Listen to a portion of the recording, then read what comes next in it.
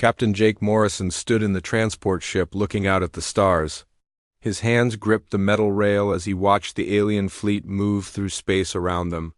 300 years had passed since humans first left Earth, and now they were finally part of something bigger. The Galactic Defense Coalition had accepted humanity after decades of proving they could build ships and weapons that worked. But Jake knew the real test was just beginning. The transport ship carried the first human military unit ever assigned to fight alongside alien forces. Jake looked at his team sitting behind him. Sergeant Lisa Parker cleaned her rifle with careful hands. She knew more about explosives than anyone Jake had ever met. Corporal Ben Hayes sat quietly checking a sniper scope. The man could hit targets from distances that seemed impossible. Private Amy Johnson worked on her communication equipment. She could talk to anyone anywhere and keep the team connected no matter what happened. These 4 humans were about to meet the most powerful military forces in the galaxy. The Zephyrians were tall and beautiful with skin that looked like crystal. They wore armor made from the same crystal material and carried energy weapons that could cut through almost anything. Their movements were perfect and precise like dancers in a deadly ballet. The Karathi looked like giant insects with 4 arms and thick shells covering their bodies. They fought in huge groups using weapons that shot living creatures and poisonous chemicals. The Valdris appeared almost like angels with pale skin and silver hair. They could bend gravity and slow down time itself during battles. The Threxians were large reptilian beings with scales harder than steel. They used plasma weapons and shields that could stop almost any attack. All of these species had been fighting wars for thousands of years before humans even discovered fire. Their technology was so advanced that human weapons looked like toys in comparison. But Jake and his team were here to prove that humans belonged in this war. The transport ship docked with the Coalition Command vessel above the planet Kepler 442b. Jake had read the reports about this world. It was under attack by the Nexari Empire. The Nexari were a militant species that wanted to control every star system they could reach. They had been winning battles across 3 different sectors, and the Coalition forces were struggling to stop them. Jake and his team walked through the corridors of the alien ship. Everything was bigger than human size and made from materials they had never seen before. Lights moved along the walls without any visible source. The air tasted different and smelled of ozone and metal. Other species moved past them without much interest. A few Zephyrians glanced at the humans with what looked like curiosity. The Karathi made clicking sounds that might have been laughter. The Valdris seemed to look right through them as if humans were invisible. The briefing room was enormous with a holographic display showing the entire planet below. Commander Zectile of the Zephyrians stood at the center speaking to the assembled officers. He was nearly 8 feet tall with crystal skin that caught the light and threw it back in rainbow patterns. His voice was musical but cold when he spoke about battle plans and attack strategies. Jake waited for his turn to speak, but Commander Zectile barely acknowledged the human presence in the room. When the alien commander finally noticed Jake and his team, he stopped talking and looked at them with obvious amusement. "So these are the humans we have heard about," Zectile said in a voice that carried across the entire room. "I see they still carry those primitive projectile weapons. Do they actually think metal bullets will be effective against Nexari armor?" Other alien officers turned to look at the human team. Jake felt their eyes examining his rifle and Lisa's explosive charges with the same interest they might show in museum pieces. A Karathi officer named Vexara made rapid clicking sounds that Jake's translator said meant laughter. "Their weapons use chemical reactions to propel small pieces of metal," Vexara said through the translation device. "This is how our ancestors fought before we developed proper energy weapons. How quaint." A Valdris battle weaver called Selendria spoke next. Her voice sounded like wind chimes in a gentle breeze. "They also appear to be limited by normal time flow, no temporal manipulation capabilities detected. They move so slowly compared to enhanced beings." Commander Zectile walked closer to Jake and his team. "Tell me, human, How do you plan to fight enemies that can adapt to any weapon within hours of first contact? Your bullets and explosives are thousands of years behind our current technology. The Nexari will analyze and counter your weapons before you can fire a second shot. Jake looked the alien commander in the eyes. We fight with what we have and we find ways to win. How amusing, Zekta replied. You fight with what you have. We fight with weapons that can reshape reality itself. The Nexari have already adapted to our energy weapons and bioweapons and gravity manipulation. What makes you think they cannot handle simple kinetic projectiles? Jake wanted to explain that human weapons were not just about the bullets or explosives. They were about the people using them and the ways humans thought about problems. But he could see that Commander Zekta was not interested in human philosophy. You will be assigned to supply depot security 50 kilometers behind the main battle lines, the commander announced. This will keep you safe while real warriors handle the actual fighting. Perhaps you can learn something by watching how advanced. Species conduct warfare. The briefing ended with detailed plans for the next day's assault. Alien forces would attack Nexari positions using their most powerful weapons and advanced tactics. Humans would stay far away from any real danger and watch the alien technology win another glorious victory. At least that was what every alien officer in the room believed would happen. Jake and his team returned to their assigned quarters in silence. They had traveled across the galaxy to prove humanity deserved respect as warriors. Instead, they found themselves treated like children who needed protection from real battles. Tomorrow the aliens would show them how superior beings fought wars. Jake wondered if humanity would ever get the chance to show what they could really do. The morning alarm echoed through the human quarters at exactly 0600 hours. Jake Morrison woke up knowing this would be a day that changed everything. He looked out the small window at the planet's surface below where coalition forces were preparing for their first major assault against the Nexari Empire. Somewhere down there, enemy forces waited with technology that could learn and adapt to any threat within hours. Lisa Parker sat on her bunk checking her equipment one more time. Her explosive charges were old-fashioned by galactic standards, but she knew exactly how much force each one could deliver. Ben Hayes cleaned his rifle scope and calculated wind patterns from the weather reports. Amy Johnson tested her communication gear and established backup frequencies in case the main systems failed during battle. 50 kilometers behind the lines? Jake said to his team. We guard supply boxes while aliens fight the real war. Maybe we can learn something useful, Amy replied while adjusting her headset. Watch how they do things and figure out what works? Jake nodded but felt frustrated. His team had trained for years to fight alongside alien forces. They had studied every known Nexari tactic and weapon system. Now they would watch the battle from a safe distance like tourists at a military demonstration.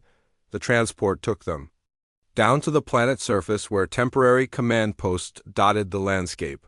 Alien forces moved with practiced efficiency toward their assault positions. Zephyrian crystal warriors formed perfect geometric patterns as they advanced. Their energy weapons hummed with power that could slice through solid rock. Korathi swarms spread across the terrain like living carpets of armor and claws. Bioweapons sprouted from their bodies ready to release deadly toxins and parasites. Valdris fighters moved in slow motion compared to everyone else because they were manipulating time around themselves. To them, the world moved at normal speed, but to outside observers, they seemed to glide through air like ghosts. Phyrexian heavy units stomped forward with plasma cannons that could level buildings. Their shields flickered with energy patterns that deflected incoming fire automatically. Jake and his team reached their assigned position at Supply Depot 7, stacks of ammunition containers and equipment, crates stretched in neat rows under camouflage nets. A few alien technicians worked nearby but paid no attention to the human guards. Jake set up his command post and established communication links with the main battlefront. All forces report ready for assault, came the voice of Commander Zechtel through the COM system. Nexari positions identified and targeted. Begin advance in 30 minutes. Jake watched the tactical display show thousands of alien warriors moving toward enemy lines. The Nexari had fortified 3 major positions with overlapping fields of fire and adaptive defense systems. Coalition intelligence predicted the battle would last 6 hours with moderate casualties. Superior alien technology would overcome Nexari. Adaptations through sheer firepower and advanced tactics. The attack began exactly on schedule. Energy beams from Zephyrian weapons lit up the sky like deadly fireworks. Bioweapons from Korathi. Forces spread across Nexari positions, releasing clouds of toxic spores and attacking creatures. Valdris fighters appeared and disappeared as they moved through twisted time fields.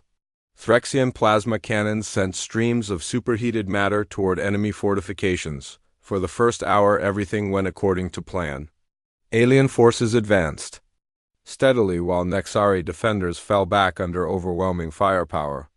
Jake monitored the communications and felt hopeful that maybe the aliens were right about their technological superiority. Then the Nexari began to adapt. Energy weapon effectiveness decreasing, reported a Zephyrian field commander. Enemy armor is adjusting to our frequencies. Bioweapon resistance detected, came another voice from the Korathi front lines. They are countering our toxins faster than expected. Jake listened as reports flooded in from all sectors. The Nexari were not just adapting to individual weapons, but learning from every attack pattern and tactical formation. Their defensive systems evolved in real time to counter whatever the coalition forces threw at them. Within 2 hours, the alien advance had stopped completely. Nexari forces began their own counterattack using weapons that perfectly countered every piece of coalition technology. Energy beams that should have been unstoppable bounced harmlessly off adaptive armor. Bioweapons that had worked for centuries were neutralized by instant countermeasures. Time manipulation failed against quantum disruptors that locked everything into normal temporal flow. Plasma weapons were absorbed and redirected back at their users. All units fall back to secondary positions, Commander Zektal ordered.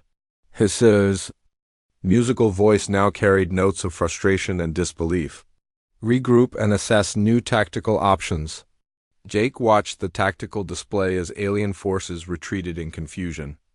The most advanced military technology in the galaxy was being defeated by an enemy that could learn faster than they could adapt. Casualties mounted as Nexari forces pressed their advantage with weapons specifically designed to exploit every weakness they had discovered. How is this possible? Ben Hayes asked while watching the battle through his scope. They have weapons that can bend reality and the enemy is just shrugging it off. The Nexari adaptation systems are more advanced than anyone realized. Amy replied while monitoring multiple communication channels. They are not just adjusting to individual attacks but learning entire tactical doctrines and developing counters. By evening, the coalition forces had pulled back to their starting positions. What should have been a quick victory had turned into a humiliating defeat. Alien commandos gathered in emergency meetings trying to understand what had gone wrong. Medical transports arrived carrying wounded warriors who had been hit by their own weapons turned against them. Jake received a message to report to the main command post. He found Commander Zekta and other senior officers studying holographic displays that showed the day's battle in detail. The alien commander looked at Jake with tired eyes that no longer held any trace of amusement or condescension. Your species claims to be warriors, Zekta said quietly. What do you see when you look at this battle data? Jake studied the displays, showing attack patterns and casualty reports. He saw advanced technology being systematically countered by an enemy that could think faster than its opponents. But he also saw something else that the aliens might have missed in their focus on technological solutions. I see an enemy that knows how to fight advanced civilizations, Jake replied. Though I wonder if they know how to fight primitive ones. Commander. Zektal stared at him without speaking. Around the room, other alien officers turned to listen. Jake continued looking at the battle data and thinking about warfare in ways that had nothing to do with energy weapons or time manipulation. Request permission to conduct reconnaissance of enemy positions, Jake said. Absolutely not, Zektal replied immediately. If our most advanced forces cannot penetrate Nexari defenses, then your primitive weapons would be useless. You will maintain your position at the supply depot until we develop new strategies." Jake nodded and returned to his team. But as he walked back through the defeated alien forces, he began to form ideas that had nothing to do with following orders or staying safe behind the lines. Tomorrow the aliens would try again with more advanced weapons and new tactical plans. The Nexari would adapt and counter everything just like they had today, unless someone tried something completely different. Night fell over the battlefield like a dark blanket hiding the wreckage of the day's failed assault. Jake Morrison sat in his makeshift command post studying satellite images of Nexari positions while his team rested nearby. The alien forces had spent hours analyzing their defeat and planning new technological solutions. But Jake was thinking about something completely different. He looked at the terrain maps, showing forests and rocky hills between coalition lines and enemy positions. The aliens saw obstacles that slowed down their advanced vehicles and energy. Weapons. Jake saw cover and concealment that humans had used for thousands of years. While alien commanders planned orbital bombardments and plasma strikes, Jake wondered what would happen if someone just walked through those forests carrying simple weapons. "Lisa," he called softly to his demolitions expert. "How much explosive? Can you carry on foot for 20 kilometers? Sergeant Parker looked up from her equipment. "Depends on the terrain and how fast we need to move." "Why are you asking?" "Just curious about old-fashioned infantry tactics," Jake replied while continuing to study the maps. "Ben, what kind of range do you have with that rifle in low light conditions?" "Corporal." Hayes checked his scope settings. "With night vision, I can hit targets accurately out to 1,500 meters. But the Nexari have sensors that will detect any energy signature from my equipment." "What if you use no electronics at all?" Jake asked. "Just optical sights and manual calculations." Ben considered the question carefully. Possible, but much more difficult. Why would anyone want to fight without modern targeting systems? Jake pointed at the tactical displays showing how Nexari forces had adapted to every piece of coalition technology. Because maybe modern systems are exactly what they expect us to use. Amy Johnson listened to the conversation while monitoring communication. Frequencies. The Nexari Adaptation Center seemed to focus on analyzing energy signatures and computer-controlled systems. They might not be programmed to handle purely mechanical devices. Jake stood up and walked to the equipment storage area. He found old-style camouflage netting and basic supplies that predated most electronic warfare systems. The coalition forces considered these items obsolete backup equipment, but Jake saw tools that no computer could easily analyze or counter. "We are going out tonight," he announced to his team. "Reconnaissance mission to gather intelligence on enemy positions."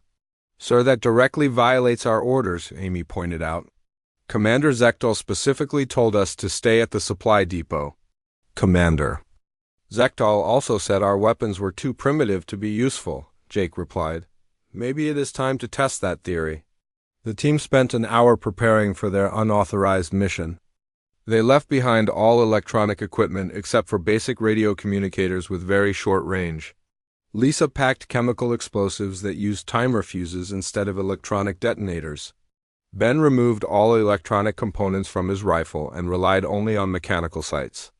Amy carried a manual encryption device that used paper codes instead of computer algorithms. They painted their faces with mud and wrapped themselves in camouflage that would fool optical sensors but not advanced scanners. Jake led them away from the supply depot using paths that avoided all coalition patrol routes. Within 30 minutes, they had disappeared into the forest like ghosts from humanity's violent past. Moving through the wilderness felt natural to Jake and his team. Humans had evolved as hunters and survivors long before they reached the stars. They knew how to move quietly through dense vegetation and how to avoid detection by staying low and using natural cover. The alien forces with their crystal armor and energy weapons had never needed to learn these primitive skills. After 2 hours of careful movement, they reached the edge of Nexari territory. Jake used manual binoculars to study the enemy positions while his team spread out to gather different perspectives.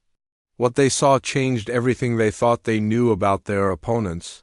The Nexari forces looked impressive with their adaptive armor and learning weapons. But their defensive positions were designed to counter the kind of direct assaults that alien forces preferred. Energy shields protected against plasma weapons and particle beams. Sensor networks watched for approaching vehicles and aircraft. Adaptation centers analyzed incoming fire and developed countermeasures automatically, but Jake noticed something important. The Nexari had never encountered enemies who moved on foot without electronic signatures. Their sensors were calibrated for advanced technology, not for 4 humans crawling through mud with mechanical weapons.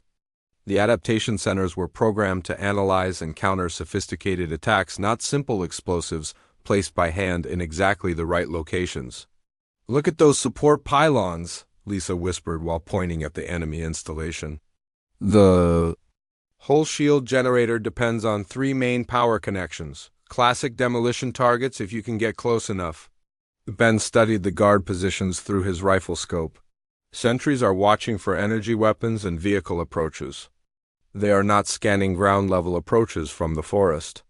I could take out key targets before they knew what hit them. Amy monitored enemy communications using a passive receiver that picked up signals without transmitting anything. Their command frequencies are not encrypted against manual code breaking. One can listen to their plans and maybe even send false information. Jake felt excitement building as he realized what they had discovered. The Nexari were prepared for war against advanced galactic civilizations. They could adapt to any high-technology threat within hours.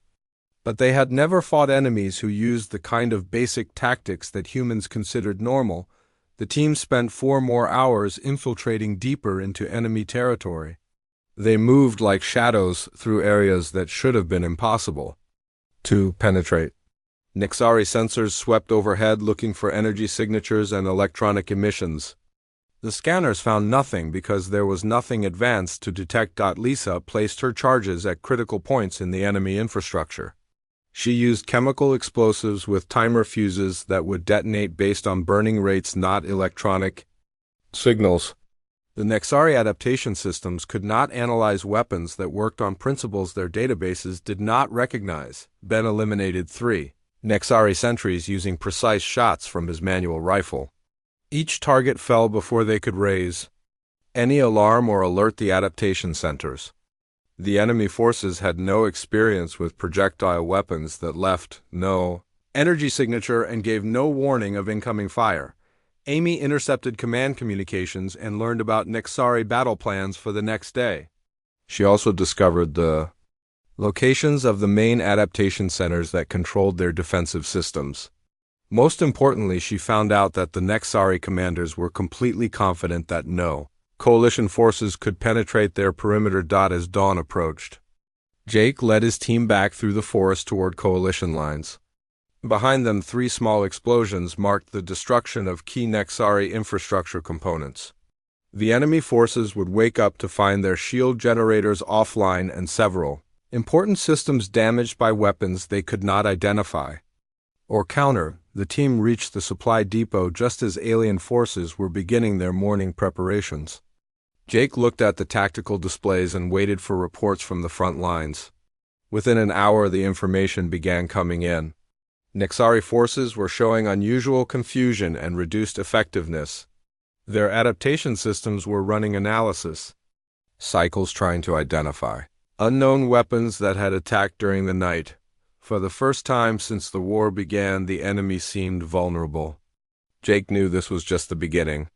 His team had proven that human tactics could succeed where advanced alien technology had failed.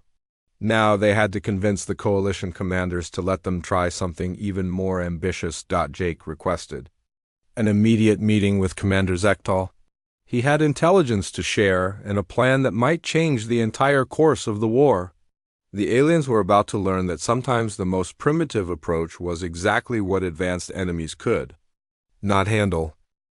Commander Zektal stood in the briefing room staring at the reports from the front lines with disbelief written across his crystalline features. His beautiful voice carried harsh notes as he spoke to his assembled officers about the overnight. Developments in Nexari territory. 3 shield generators offline without any record of incoming fire, he announced while gesturing at the tactical displays. Multiple sentry positions eliminated by unknown weapons. Communication networks compromised by undetectable infiltration methods. Jake Morrison entered the briefing room with his team, and every alien officer turned to look at them. The humans still wore camouflage paint and carried their primitive weapons. Lisa Parker had mud on her boots from crawling through enemy territory. Ben Hayes carried his rifle with obvious confidence. Amy Johnson held a notebook filled with handwritten intelligence gathered during their unauthorized mission.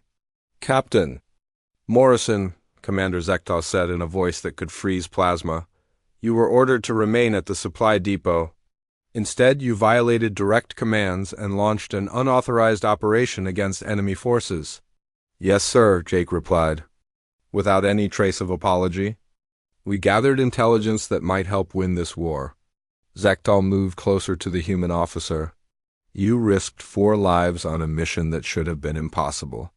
Nexari perimeter security is designed to stop the most advanced infiltration attempts. How did you penetrate their defenses with primitive equipment?"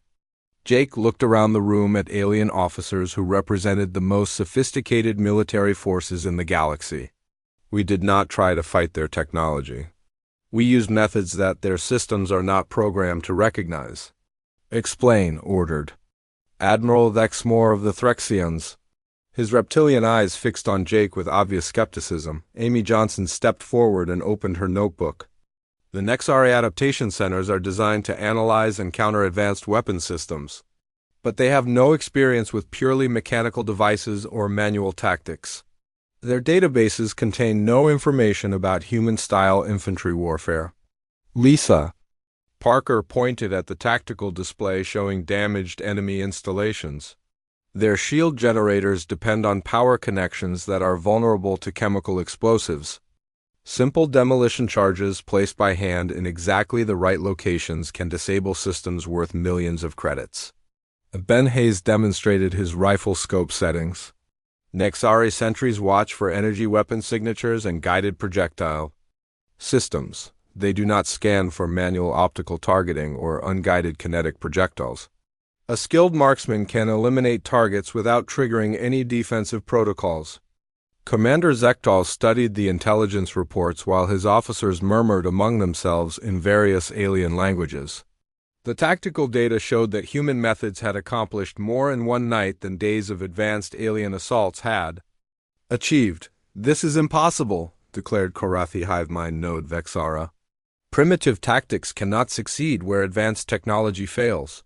Your species lacks the computational power and energy manipulation capabilities necessary for modern warfare." Jake felt his patience wearing thin. "Our species survived on a hostile planet for millions of years using these tactics. We fought wars for thousands of years before we developed energy weapons. Maybe survival skills matter more than computational power." Valdris Battleweaver Celendria spoke in her wind chime voice. "Nexari forces have defeated civilizations far more advanced than humanity. Your temporary success means nothing in the context of galactic warfare." "Then let us prove it means something," Jake replied. "Give us permission to integrate human tactics into your next assault. Let alien forces learn how to fight without total dependence on technology." The briefing room fell silent as alien officers considered this unprecedented suggestion. Military doctrine had remained unchanged for centuries because advanced technology always provided solutions to tactical problems. The idea of deliberately using primitive methods seemed almost heretical. Admiral Nexmore broke the silence. "What exactly are you proposing, Captain?" Jake moved to the tactical display and began outlining his plan. "Nexari adaptation systems expect predictable attacks using advanced weapons. They counter energy beams with adaptive armor and guided missiles with electronic countermeasures. But they cannot adapt to tactics that make no logical sense from a technological perspective." He pointed at different areas on the battle map. Zephyrian forces could advance without using energy weapons until they reach close combat range. Korathi swarms could attack using natural claws and mandibles instead of bioweapons. Valdris fighters could operate in normal time flow to avoid quantum disruptors. Phyrexian units could charge enemy positions relying on natural armor instead of energy shields. The alien officers looked at Jake as if he had suggested fighting with rocks and sticks. Commander Zektal shook his crystalline head in obvious disagreement. You want our most advanced military forces to abandon the weapons and tactics that have served us for millennia, Zektal said. This proposal is not just primitive, it is suicidal. The weapons and tactics that served you for millennia just failed completely, Jake replied. The Nexari adapted to everything you tried because they understand advanced civilization warfare. They do not understand anything else. Amy Johnson opened her notebook to a page filled with intercepted enemy communications. Nexari command frequencies are discussing the overnight attacks. They are confused and worried because their analysis systems cannot identify the weapons or tactics used against them. For the first time in this war, they sound uncertain. Lisa. Parker added her own observations. Their defensive positions are designed to stop orbital bombardments and energy weapon assaults. But the infrastructure is vulnerable to simple sabotage if you can get close enough to place charges manually. Ben Hayes demonstrated his rifle accuracy by pointing at specific targets on the tactical display. Nexari officers rely on adaptive ALMA to protect them from energy weapons. But kinetic projectiles work just like they did 1,000 years ago. Physics has not changed no matter how advanced their technology becomes. Jake could see that some of the alien officers were beginning to understand his point. War was not just about having the most advanced weapons. It was about using unexpected methods that enemies could not predict or counter. We train your forces in human tactics, Jake continued. Stealth movement, manual weapon operation, close-quarters combat, psychological warfare. Methods that Nexari systems cannot analyze because they have never encountered them before. Commander Zektal walked to the display showing current battle lines. Even if your theory is correct, the risk is enormous. We would be asking our most elite forces to fight like primitives against an enemy that has defeated our best technology. Your best technology has already been defeated, Jake pointed out. Human methods offer the only approach the enemy has not learned to counter. Admiral Vexmore considered the proposal while studying casualty reports from the previous day's failed assault. What would you need to implement this strategy? Permission to train mixed units of humans and aliens in combined tactics, Jake replied. Time to teach your forces how to fight without depending on advanced systems. Authority to plan operations that violate standard galactic warfare doctrine. The room fell silent again as alien commanders weighed the unprecedented decision. Everything Jake proposed went against thousands of years of military evolution. But their advanced civilization methods had failed completely against an adaptive enemy. Commander Zektal finally spoke. You have 24 hours to demonstrate that human tactics can be integrated with alien capabilities. If this experiment fails, you will face court-martial for violation of direct orders and endangering coalition forces. Jake nodded, accepting the terms. And if it succeeds? If it succeeds, Zektal replied, then perhaps the galaxy will learn that there is more than one way to fight a war. The Nexari homeworld appeared on the main display like a jewel of twisted metal and adaptive technology. After weeks of successful operations using human-trained tactics, the coalition forces had pushed deep into enemy territory. Now they faced the ultimate test against the source of Nexari power itself. Jake Morrison stood on the bridge of the coalition flagship studying the planetary defenses below. Massive adaptation complexes covered the surface like mechanical cities. Each complex contained the computational power to analyze and counter any known form of galactic warfare. The Nexari had spent centuries building the perfect defense against advanced civilizations, but they had never prepared for what was coming. Around him, alien officers worked, alongside human advisors planning an assault that would have been impossible. Months earlier, Commander Zektal coordinated Zephyrian forces who had learned to fight with crystal blades instead of energy weapons. Korathi hive mind node Vexara directed swarms trained in stealth infiltration rather than direct bioweapon attacks. Valdris, Battleweaver Cylindria, prepared her fighters for normal-time combat operations. Admiral Vexmore positioned Threxian heavy units for close quarters. Battle using natural armor and determination. The transformation had been remarkable to witness. Alien forces that had depended on technology for millennia had rediscovered the warrior instincts their ancestors possessed before they reached the stars. Human instructors had taught them concepts that seemed primitive but proved devastatingly effective. Patience instead of overwhelming firepower. Stealth instead of direct assault. Unpredictability instead of calculated precision, most importantly.